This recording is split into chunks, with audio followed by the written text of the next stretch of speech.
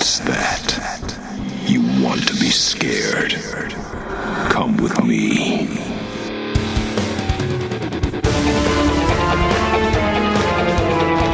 You will experience tales of horror, ghosts, and death. It is not recommended for the weak at heart. Listen in the dark. It's more fun that way. This is Weekly Spooky.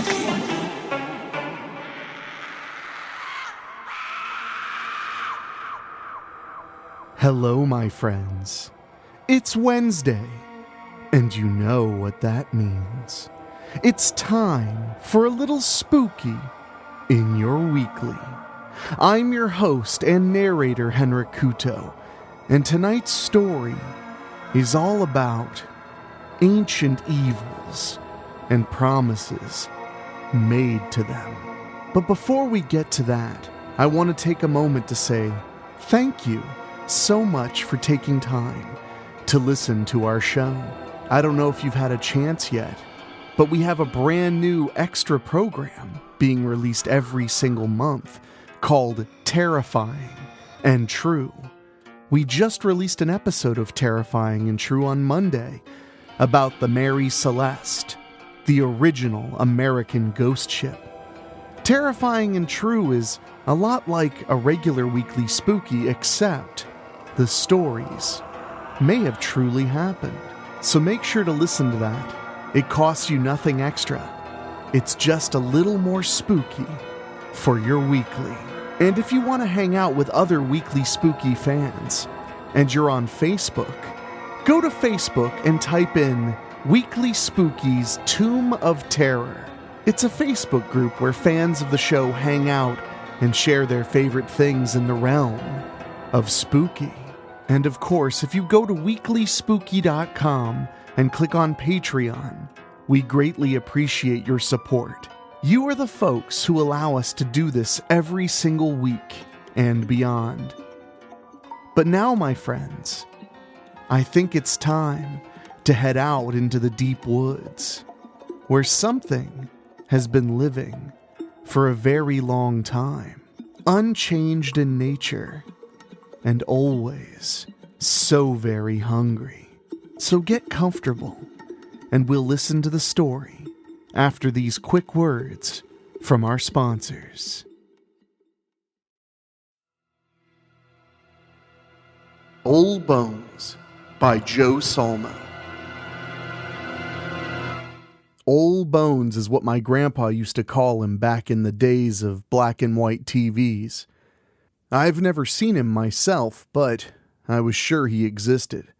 Nothing scared my grandfather. Nothing but Old Bones, that is. Most of the local folk will tell you they seen Old Bones here or there, but most of them are full of shit. For a while, one of them TV crews came in and filmed the town telling stories, but that's all they were. Shit. Even Farmer Kendrick over on Route 70 had a story, and that son of a bitch never left his house. His fields were all overgrown like 70s bush. Our family and the neighbors next door, we had a special deal, my grandfather said. Our lands butted up with the state forest, but Pappy called that his territory. He told us we could hunt in there, but we had to leave the first kill for Old Bones. Kind of a sacrifice of sorts.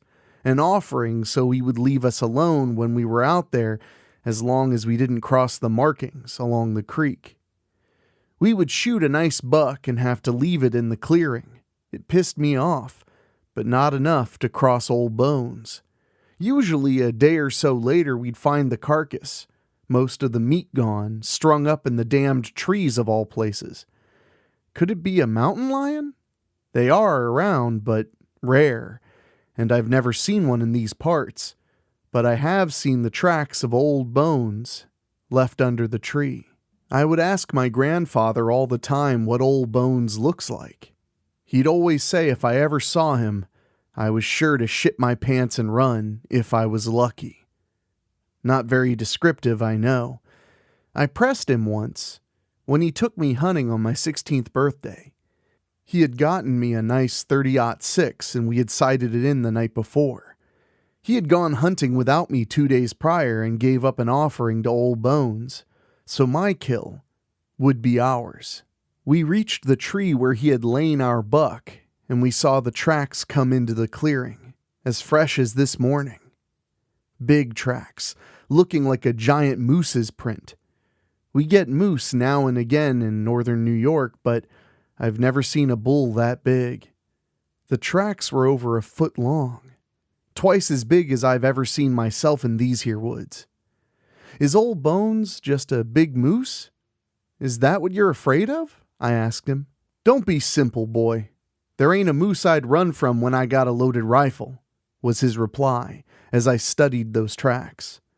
The left track had a bit of a crack in it, like the foot had an old injury. The right one dragged just a bit in the dirt. Then it hit me. There were only 2 legs? He stands up like we do? I asked, looking at the circular hole in the ground an inch or so deep. There seemed to be one every 20 feet or so. Sometimes there was a little bit of a drag there as well. What could it be? Never mind how he stands. Just give him no reason to come looking for you, and you'll be just fine, he told me as he placed his hand on my shoulder. He had lost a foot a long time ago, and the artificial one never quite was comfortable for him. But it wasn't an inconvenience enough for him to keep from taking care of the deal with Old Bones.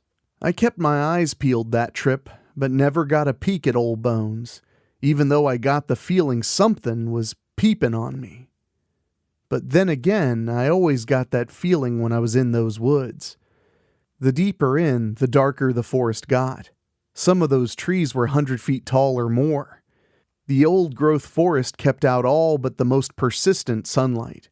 It was the best hunting ground most of the time, but once in a while, there wouldn't be a damn thing around.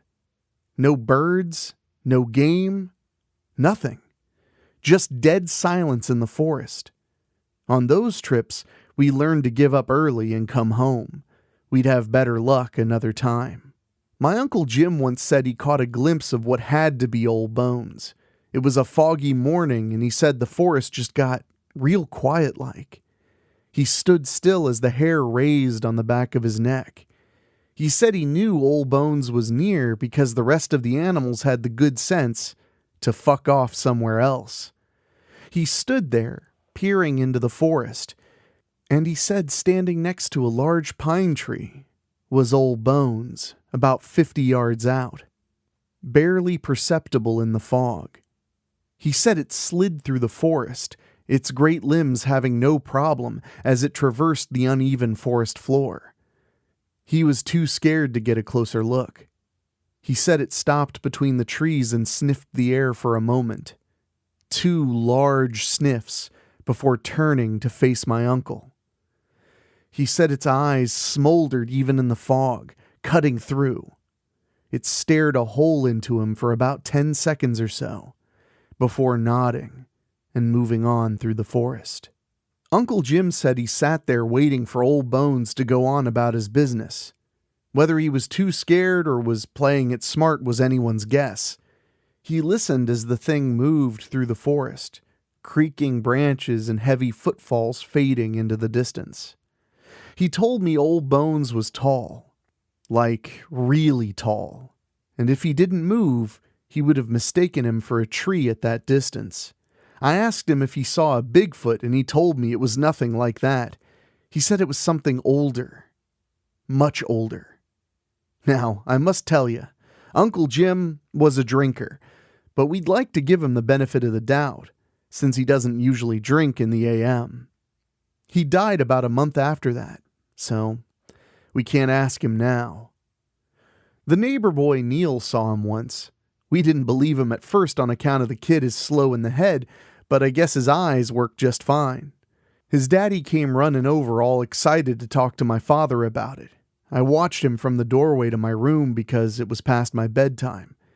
It was the 2nd week of deer season, but neither family had managed to get out there yet. He said Neil was out back of the house putting away his toys because a fog had rolled in, and his mother was worried he would get lost out there.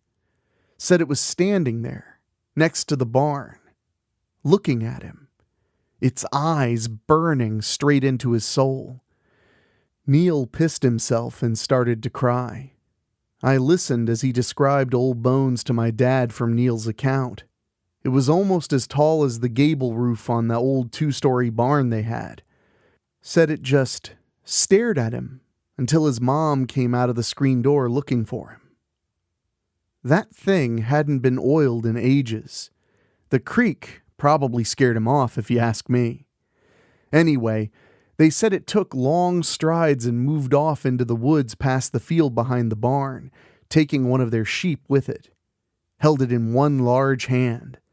That was the last time one of our families didn't get Old Bones some meat on opening day, let me tell you.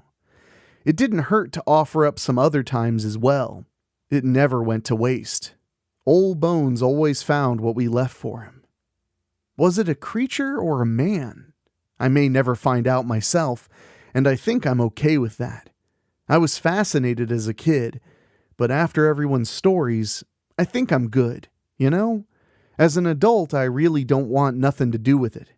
But that's not always my choice now, is it?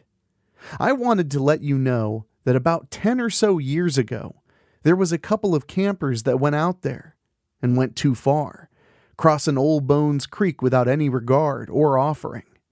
They really didn't know any better, mind you. Like they say, ignorance is no excuse. The search party never found them, but we sure did. Can you guess where? No? Up in the goddamn trees. I just wanted to let you know that you ain't the first. I looked over at the unlucky camper. He came to my door an hour ago seeking help because something got his friend out in the woods. I knew what it was. Old Bones. I almost felt bad for the guy until he told me his story. You cross the creek, you're fair game. But even that wasn't enough for this guy. You see, there are these totems out there. They kind of mark Old Bones' sacred grounds. This guy comes to my door seeking help and says they burned some weird carved wood for warmth last night. It had to be one of the totems for sure. These dumb pricks. Now I gotta march this asshole back into the woods at gunpoint because there's no reasoning with him. Gotta get him to the clearing and let Old Bones take him. You got a second gear there?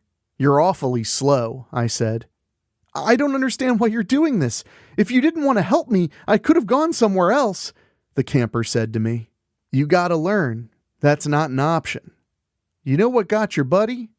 It was Old Bones, and Old Bones has a certain way of doing things, and damned if I'm gonna be the one to cross him. I've heard too many stories about what happens, I explained. What's Old Bones? The camper asked. It's everything. It's older than the forest. It is the forest. It's an inescapable hunger that roams these here woods, I told him. Yeah, but what is it?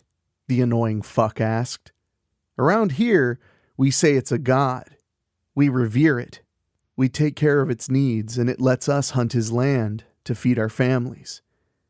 It really ain't nothing personal. I gotta make it right with Old Bones. I don't hate you or nothing, I said to the guy. Don't hate me? You're bringing me out into the woods at gunpoint to feed me to something you call a forest god. Don't hate me, but you're gonna just kill me? The camper yelled. First of all, I don't like that tone. And second of all, I don't have no choice in the matter. Old Bones will want the trespassers who entered his sacred groves and disturbed his totem. You sealed your own fate when you crossed the creek, I said. Just let me go. I got $800 in cash in my wallet. It's yours if you just let me go, the camper said.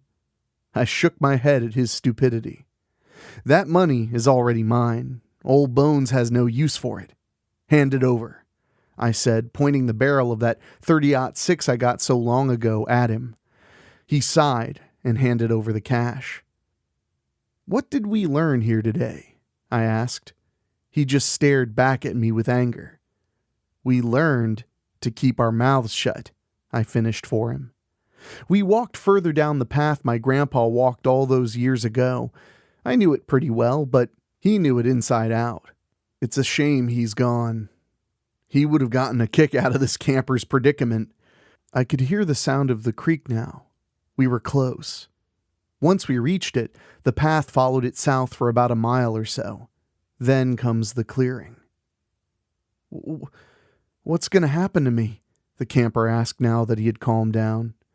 Well, Old Bones will take you and open you up, gobble up the bits he wants, and whatever's left he'll toss into the trees. Why he does that, I don't know. Maybe to feed the birds. They gotta eat too, you know. I explained matter-of-factly to the camper, whose eyes grew larger with every word. You're joking, right? He asked me. I stopped on the trail and gave him a look. What did Old Bones do to your friend? I asked him.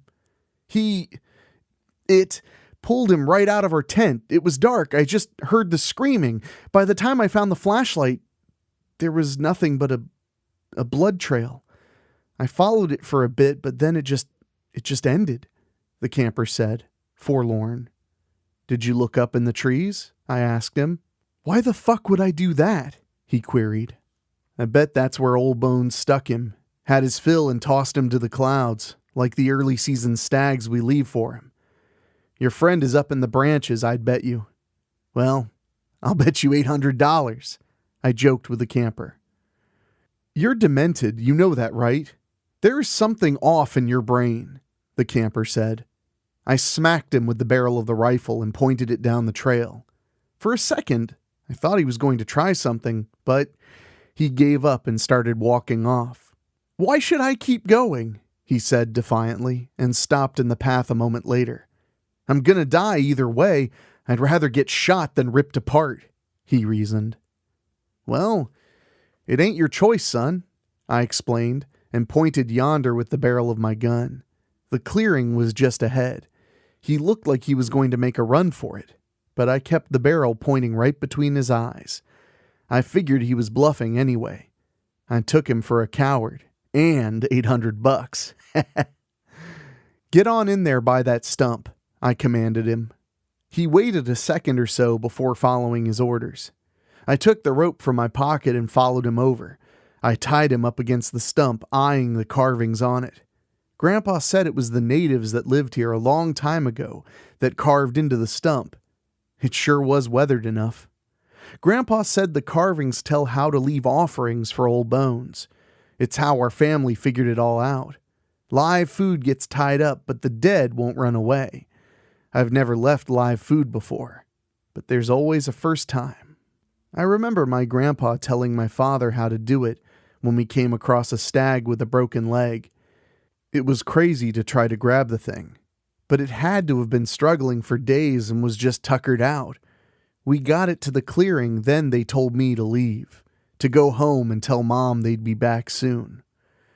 I can still see my grandpa pointing to this very stump and explaining to my dad what to do. I first made the camper tie up his own feet at gunpoint. I didn't want him to kick me after all. That's what my kin did with the stag so many years ago. Then I tied his arms around the stump, with his chin resting on top in a little groove, facing deeper into the forest. I made sure he was good and tight before I stepped back and gave the clearing a look over. Only one more step left. I drew my knife and came up behind the hiker. You're just going to leave me here with that thing in the woods? The camper asked. Yeah, that's the plan. Haven't you been paying attention? Look, man, I told you it's nothing personal. If I don't get the transgressor to Old Bones, then my family'll pay, and I can't have that, I said as I sliced into his flesh. Not too deep. Not in a vital spot, mind you. Just enough to make him bleed. To get the scent out into the air. To let Old Bones know we were ready. You're a murderer! The camper yelled out. I ain't gonna murder you. That's for Old Bones to do, I explained. Leaving me here is murdering me! I ain't arguing semantics with a person that got himself tied up, I told him. All you're saying is what you ain't going to do. Well, what are you going to do then? The camper asked me, followed by an exasperated sigh. Just then, Old Bones made himself known with a cry out in the forest, followed by the boom of a large footfall. I moved in front of the camper. "I'm gonna take my leave.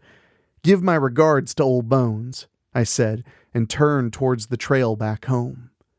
"Don't fucking leave me!" he yelled as I left the clearing. I stopped and turned around. The footfalls from Old Bones were getting closer, really quick. I got myself an idea and ducked down in the small bushes that lined the clearing, peeking through at my offering. This might be a good chance to finally see what Old Bones looks like. I listened to the sound of the trees creaking as if they were making way for Old Bones to walk among them. In the distance, he could see the branches swaying. He could be here any moment. The hair on the back of my neck stood as a wave of chills ran through me. The camper started to scream as the primordial aura of Old Bones took over the clearing. All those years of wondering, all the stories from the townsfolk, even the bits and pieces of information I got from my own family couldn't prepare me for what I saw step into the clearing. It stood almost 20 feet tall, standing like a person would. Thick muscles adorned its body. There were parts where white bone was exposed in holes in the flesh. Its huge feet were cloven, just like the prints I had saw so long ago. The long arms were thin but strong. The left pushed off the trunk of a pine tree. The right clutched a gnarled walking staff made from some ancient wood. Resting on top of its shoulders was a huge head, a moose's head, scarred and scraped with countless years of existence. The large antlers had stains and scrapes as well. I tried to take it all in, but my eyes kept focusing on its gaze. The fires of Prometheus burned in the orbs as it looked down on the offering before it. It was like looking at a whacked-out moose version of a minotaur. Old Bones had a smell about him, like fresh-turned dirt, just an earthy smell about him. It was like he was part of the forest.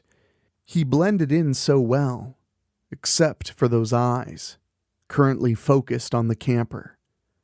It cocked its large head like a dog and raised the staff in the air. Old Bones poked the camper with the weathered end. When the camper screamed out in terror, Old Bones raised an eyebrow. He seemed pleased by the live offering. Even from my position, I could smell the piss on the camper. How disrespectful.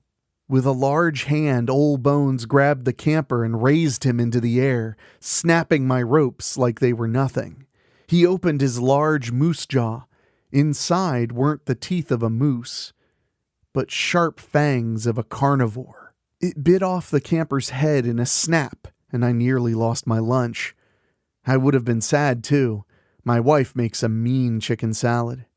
I watched as blood poured out the side of his mouth. He chewed on the head for a few seconds and swallowed. He huffed twice into the air. With a pointed finger, he dug into the chest and ate the organs by dumping the chest out all over his head into his mouth. A lung missed and splattered on the ground. It exploded like a water balloon. I retched and tried to keep it down. Old Bones must have heard me. Our eyes met for a second. The eons of burning earth before it had cooled branded my brain. I felt the ebb and flow of the magma below the crust. I thought I was going to die, that Old Bones was going to kill me. My own stupid need to see him was going to do me in. He tossed the camper's corpse into the air. It landed in the branches of the large pine trees. He picked up his staff and took a step towards me. I didn't have it in me to move. I was just trying not to break down. He took a massive step and was now in front of me. Mortal, Old Bones muttered. He commanded my attention. His voice came from nowhere, but from everywhere at the same time. The ember stare burned into my head. I thank you for the offering. It has been some time since I have had flesh of a man. I think I would like some more. I forgot the taste of the arrogance of the young race. We need to amend the deal. It spoke into my brain. No, humans are hard to get a hold of, and it's wrong, I replied. I can't do it. Shame, mortal.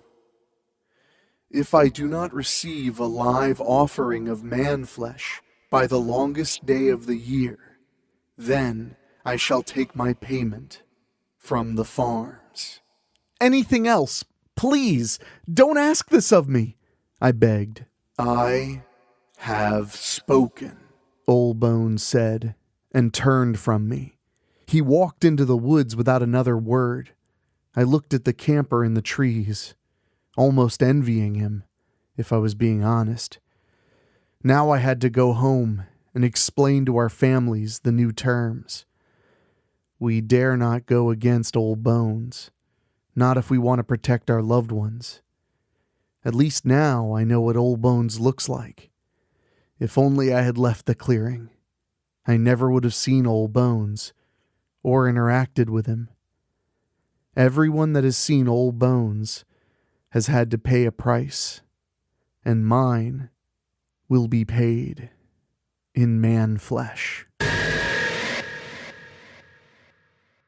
Well, my friends, I hope this week's story has sated your hunger for another week.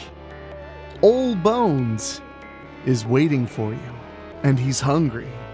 You better not disappoint him. I hope you enjoyed that one, my friends, as much as I enjoyed recording it for you. That was a nice, classic, scary tale, and I loved every second of it. And speaking of, I want to say a humongous thank you to all of you who have helped us bring our Patreon to 87 backers. That means we're so close to the 100 backer goal I've set for the end of the year. And when you sign up for Patreon, you don't just get to help the show. You help us make more things possible, like a monthly bonus episode of the program that I know you'd enjoy very, very much. So if you get a chance, go to WeeklySpooky.com, click on Patreon, and for as little as $1 a month, help us keep the show going and going and going. You can think of it as feeding Old Bones. And speaking of Patreon backers, an extra special thank you goes to our Patreon podcast boosters, folks who pay just a little bit more to support the show and hear their names come out of my silky voice. They are Christopher Sullivan, Brent McCullough, Gino Lyons, Steve King, Karen Ouimet, Jack Kerr, Jeff and George Hilton, Craig Cohen, and Kevin Fry. Thank you all so much for allowing me to do this every single week and beyond. But now, my friends, I have to get out of here. If you need anything from us, whether it's merchandise or more information, go to the brand new WeeklySpooky.com and check it out. But I'm out of here, my friends. For myself, for my executive producer Rob Fields, my producer Dan Wilder, and our composer Ray Mattis, I will talk at you next time. Thank you for listening. Make sure to find your way back next week. But for now, you are safe. Trust me.